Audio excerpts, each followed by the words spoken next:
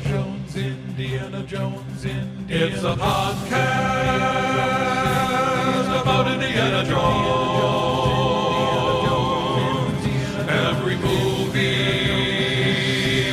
1 minute at a time. Indiana Jones Minute. Welcome back to the Indiana Jones Minute, the podcast in which we celebrate and discuss the film Raiders of the Lost Ark 1 minute at a time. I'm Tom Taylor. I am Pete Mummert. I am intern Jerry Porter. And joining us again today is Jer's sister, Christy. Welcome back, Christy. Hello. Yay. Hi, Christy. Hi, everyone. Did you come back from a long day of grading papers and dusting chalk off your hands and stuff? Absolutely. Clapping erasers and whatnot. Oh, yeah. That's the way it's done now. Excellent. In college. Mm-hmm. What do your students use to draw on their eyelids normally? Oh, my. No, we have technology for that now. They just text you directly. Love you. Mm-hmm. Okay. No, actually, we... Never mind. Never mind. Moving on. Moving on to minute 22, which begins with Indy and Marcus toasting to the Ark, and it ends with Marcus getting spooky about the Ark. Yeah, towards the beginning of this minute, they're toasting, and Indy says that thing represents everything we got into archaeology for in the first place. And I'm wondering what exactly that means. What is it about the Ark that represents why they got into archaeology? It's gold. Yeah, they're It's the large biggest and it's looters in the United States. It's gold. That worked for Scrooge McDuck, right? It did for many years. Yeah. I'm going to say it's gold and it's lost. That's why you get into archaeology. But it's also interesting because that line makes it sound like Marcus, who's clearly significantly older than Indy, it makes it sound like they're more contemporaries, like they got into archaeology at the same time almost or something. You could read it that way. Well, Marcus says they kick it around, and Marcus says nothing comes close. Yeah. And actually, is that Indy who says that? No, that's Marcus. Oh, okay. Nothing else has come close. Yeah, he says nothing else has come close, and I thought to myself, they're totally dogging the Jovitos right there. Like it's kind of cultural. What is it? I mean, maybe I'm a cultural relativist. Yeah, exactly. And you're kind of like, oh no, the Ark of the Covenant is more important than the idol. Well, what if That's these? not too surprising, right? Well, yeah, come on. Oh, Who've you're even on heard their of that team. idol? Just Not like when we were anybody's 10. She's in team. academia too. Also, as Oh, Pete dear. demonstrated a couple weeks ago, that idol is disgusting. If you actually look at it. Why? It's like a dude coming out of a lady's... What? No, it's true. Gosh, I'll have to look. No, I don't have to. I don't recommend You don't it. have to. That makes you think that's represents everything they got into archaeology in the first place for. Okay, just settle down over there. A little boom. I should mention that I mentioned yesterday that there was that cut scene. I don't even know if they filmed it, but it was in the novelization and it was in the screenplay that Indy had a student there, a young female student there with him. And I wonder if that explains the ready champagne with 2 glasses that Indy doesn't even have to open. Look, You think it was Go ahead. champagne? Oh, I don't know. I assume. I mean, it looks sort of champagne-y, doesn't it? And those are champagne glasses? You don't think it was sparkling apple juice? That could have been sparkling apple juice. well, Here's the thing. Go ahead. Indiana Jones snorts it, and Marcus actually just takes a sip. So that tells me that it's whiskey in Indiana Jones's glass, but Marcus is drinking champagne. See, I'll admit that I know nothing about alcohol or spirits or whatever the different categories of things like that, but that looks to me like a tall, slender champagne bottle. Yeah, I was thinking champagne too. Well, they're celebrating. I mean, it's supposed. He says, "You did it. You Yeah. did it, Yeah. Marcus. Yeah. So I mean, they're celebrating. But what I noticed is he pours Marcus a glass, but his glass is already poured. Yeah. And it made me think, so was he sitting there waiting, home alone? And is like, if Marcus came in and he's like, some grants you lose, and Yeah. you're just going to have to be, teaching Well, the night school again. Was heck with Indy it. like, was he going to drink himself into a crazy stupor? Yeah, they'd console each other with getting drunk. Well, but my point old is, pals. he had already poured his glass, and he was maybe he was just gonna sit home and get loaded if the answer was no. Well, he's gonna call Susie Cute Skirt from the next room and bring her back in and kick Marcus out of there. He makes a sort of a weird sound when he's drinking too, kind of that annoying. He takes his gulp and he goes, "Mmm." Oh, like I just thought of something kind of. I thought it was Or Mmm. delicious champagne. But that It actually does fuzz a little bit in Marcus's glass. I guess it has to be champagne. Okay, but why does he just toss it back like that? That's like crazy. Well, He's Indiana Jones. it's a total thing. It's he's cavalier and reckless, and Marcus is more tempered and even keeled and has respect for alcohol. And Indy's also and the Ark of the Covenant. and Indy just had his drink, but now he's realizing he has to pack his Indiana Jones costume. In a teeny tiny little suitcase. I mean, small. How long is he going to be gone? Yeah, you Tiny. mentioned yesterday that you have no idea what room that is because it seems to have like a bedroom style closet with his clothes in it in the living room. And I completely agree with you. That threw me too. But also I'm surprised you think that knowing your brother, because the inside of that closet looks exactly like your brother's closet that he had That's when true. he was Good a youth. point. I can With attest the folding to that. doors and sure. Yeah, and everything's sort of cattywampus in there, and he just grabs stuff and Well, and they're showing it's like life of a bachelor. yeah, no, it totally is. Yeah, sort of a guy who comes home, he's like, whatever, maybe Susie Cute Skirt's gonna come over, maybe not. His desk is a little messy. Right. he has a piano. He does have a piano. What? Trying to picture him playing that thing. Yeah, what do you think he plays? He probably is one of those dudes who knows like 2 songs. Yeah. And he just uses it to, lubricate the evening, if you know what I mean. Marcus, listen to Chopsticks. Come on in, join in when you want to. It's one of those, I didn't know you played. And then the champagne comes out. Uh-huh. The whip, all of it. Well, oh, settle. But it is funny that actually I never noticed this before. I mean, I've noticed it, but it never struck me as weird before. But he literally takes out an Indiana Jones costume from the closet. He takes out a bullwhip and a jacket, and it's like between that and like the champagne and the sort of Playboy style robe, I'm like, I'm getting a sort of Batman Bruce Wayne vibe from Indy in the scene. He's like, oh, I got to bring my alter ego with me, and then when I'll find a phone booth somewhere and I'll change into something, Well, here is my question then. Why is he in a robe at all? That's What's just that guy Hugh doing in a Hefner. robe? Well, that goes back to what Tommy was saying yesterday about, I think Spielberg planned for him originally to be really a playboy. Yeah. Or, I mean, it could just be, I mean, I've watched this movie for, 1,000 years, not knowing about a girl possibly being there.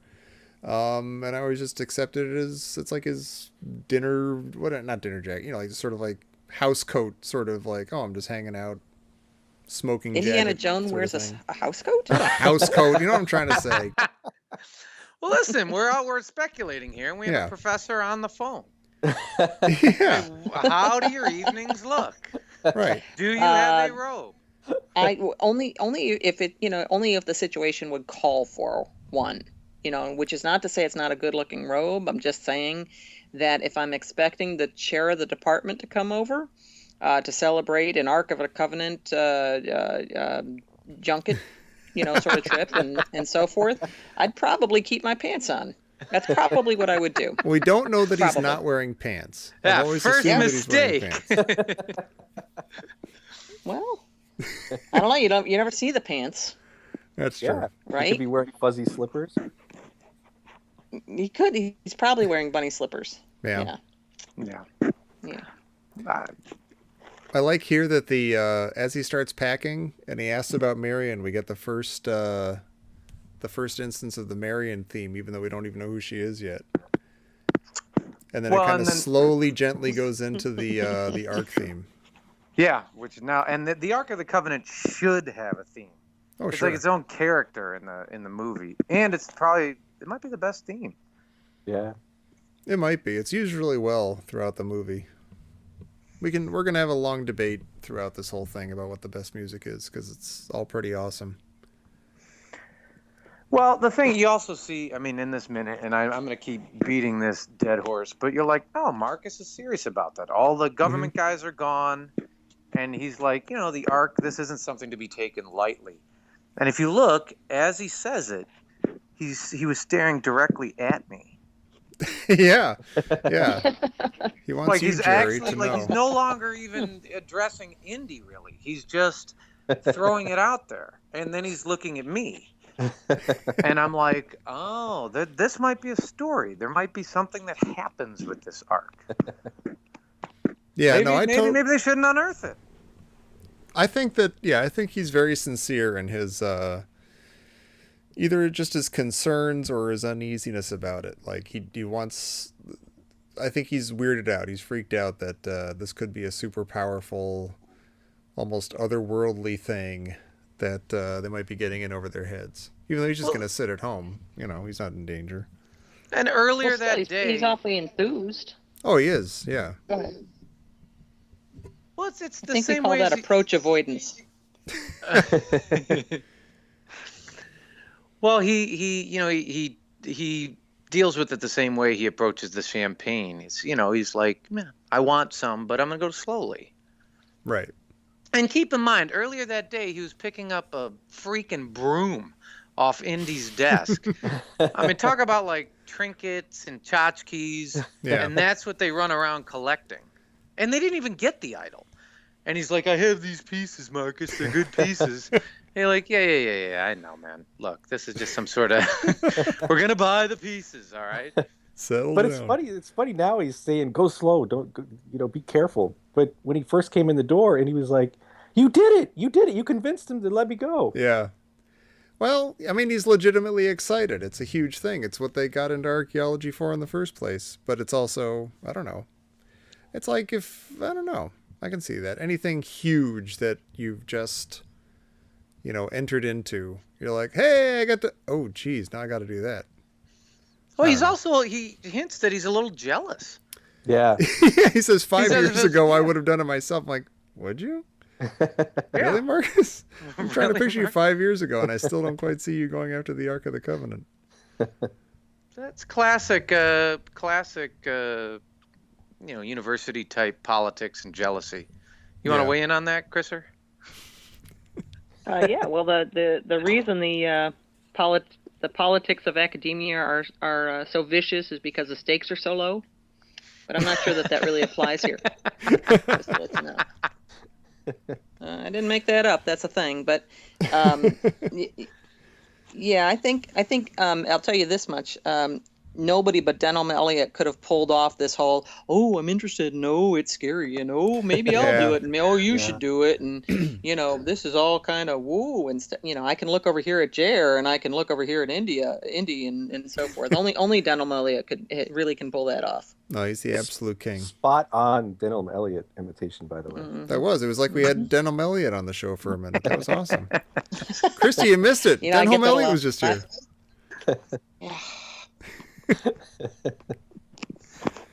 Do you think Marcus has eaten Indy's apple by now? The one he took from his desk? Yes. It's on the dashboard of his car, the core. He ate it on the way over. Has Yeah. anyone ever given you an apple? I mean, a student. Has a student ever put an apple on your table or brought I one have to to tell office you, I hours? have. Yes, this has actually happened. Somebody Aw. did actually give me an apple. It was very kind. Several years ago. It was very nice. I don't That's know that touching. I actually ate it, but that's only because I'm not that fond of apples. I feel like the I was still very department appreciative. It wasn't the department. No, They the came in and department chair, steal no. it from you. No, none of those things happened. Well, he's got a lot of nice things in that living room, though, doesn't he? He does. furniture So do is you think beautiful. do you think does he put those things up himself? Does he have a hard time like thinking, oh, maybe I shouldn't put a nail through this, these things that I'm going to put the lights on. I'm going to shine lights on them. Maybe I should, I don't know, use a fishing wire or something so I don't pierce it or whatever. That whole room Maybe. looks like he spent like half an afternoon deciding, oh, I'm going to decorate. I'm going to arrange stuff. And he like just sort of gave up after about an hour and just left everything where it was. And that's how it's It been works, for maybe 2 or 3 years. Yeah. See, I think The whenever same he's way saying, oh, go ahead. same way Jer's closet works. Exactly. Well, I think maybe Functional. that's the stuff that that's the stuff that the museum didn't buy. And Yeah. he's like, I can put a nail through it. Yeah. I like to think that that's the museum. Like when he talks about it, because this goes in the museum, right? He's just talking about his living room. He keeps his shirts at the museum. Yeah. He unearthed Well, why those. not? Yeah, let me keep my magazines at the bottom of the closet in the museum. Sure. One nice touch, I think, in this minute, when you look behind Marcus, there's a head of a statue behind him Yeah. that looks definitely like he could have just brought it back from a recent trip to India. Oh, sure. Ah. Interesting. A little bit of foreshadowing to the past. It's 1981. I don't know what you're talking about. But if it's 1936, you do. That's true. Hmm. Well, if no one has anything else for minute 22, maybe we could wrap this up. And Well, I had a question. oh, sure, go ahead. So this so he has he tossed in his gun? No, that's next Yeah, minute. right? That's the next No. minute. That's the next minute. Oh man. Oh, Can you edit that out, Tom? it's gonna be all right. Never mind. Save that for tomorrow. Pete, how can people get in touch with us if they want to ask us stuff or tell us stuff or take us to task for things? If you have any complaints, if you dislike the show, you can reach us at williamandmary.edu. If you do like the show, That is come not to true. come to indianajonesminute.com or find us on Facebook under the Indiana Jones Minute. And while you're doing that, get a good night's sleep, have a good breakfast, and come back here tomorrow for minute 23 of Raiders of the Lost Ark, right here on the Indiana Jones Minute. Indiana Jones Minute! Jones!